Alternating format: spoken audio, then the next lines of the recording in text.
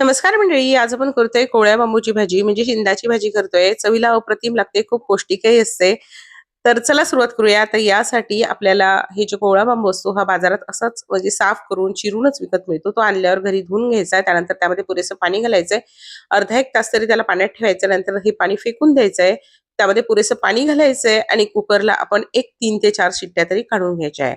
कारण बांबू लवकर शिजत नाही, त्याला शिजायला वेळ लागतो. तर मी 4 ते 5 शिट्ट्या केल्या. बांबू शिजला नव्हता. पुन्हा एकदा कुकर लावला आणि 3 शिट्ट्या काढल्या. तेव्हा आपला बांबू मस्तपैकी शिजलेला आहे. तर आता हा मस्त शिजलेला बांबू आहे. त्याचबरोबर मी अर्धी वाटी चणे रात्री भिजू घातले होते. ते छान फुलून आले आणि त्यानंतर आपण चणे पण कुकरला 3 ते 4 शिट्ट्या काढून शिजवून घ्यायच्या. आता कढईमध्ये तेल गरम करायचंय.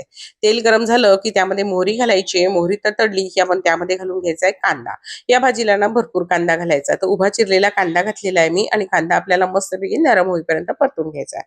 कांदा छान नरम झाला की त्यानंतर आपण त्यामध्ये ठेचून 7 ते 8 लसूण पाकळ्या, 1-2 हिरव्या मिरच्या आपण ठेचून घालायच्या आणि ते सुद्धा व्यवस्थित परतून घ्यायचंय जोपर्यंत कांदा छानपैकी मऊ होत नाही.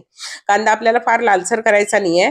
मस्त हलका गुलाबी रंग येईपर्यंत परतून घ्यायचा आहे. कांदा लवकर परतला जावा म्हणून चिमूटभर त्यावर आपण घालून घेतली आहे मीठ आणि कांदा आपला व्यवस्थित परतला गेला की त्यानंतर आपण त्यामध्ये घालून घ्यायची हळद आणि त्याचबरोबर घालून घ्यायची आहे धना पावडर. चमचाभर लाल तिखट पण घातले. हिरवी मिरची जरी घातली असली तरी लाल तिखट पण घातले आणि त्यानंतर हे जे बांबू होते ना हे छानपैकी अगदी पिळून घ्यायचे घट्ट आणि त्यानंतर हे घालायचे. आता हे बांबू घातल्यावर छानपैकी मिक्स करून घ्यायचे. चवीनुसार मीठ घालायचे आणि उकडलेले आपले हरभरे घालायचे.